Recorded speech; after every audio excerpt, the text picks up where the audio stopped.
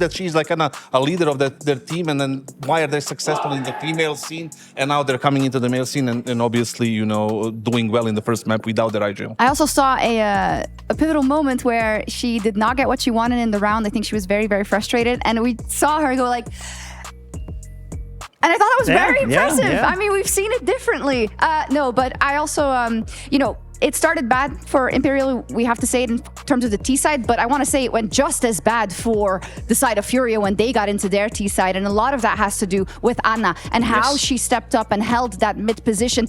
I mean, you could scoff at the fact if you don't pay attention to that she won Player of the Year in the women's scene 3 years in a row, but versus Na'Vi, she didn't play her game. I think she'll be very happy that she was able to show what she's worth. She was fantastic in that second half with AWP. You know, she was installing a bit of fear in Furia. I was again standing behind them.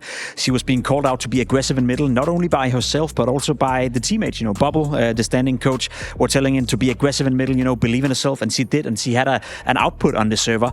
I had the opportunity and pleasure of playing with her, I think 2 years ago in a streamer tournament where I was like, all right, this Anna, you know, I knew she was a big thing within the female Counter-Strike scene. That was my first time being exposed to her, and I was thinking to myself, you know, from an individual point of view, she was fantastic. Like, she was great. She was owning some of the other guys who were playing against, and she was very assertive on the server. She was taking initiative. And again, when we're speaking of some of these AWP players in Tier 1 Counter-Strike, we often lack, you know, initiative. Sunpayer's great example. We're going to see him later.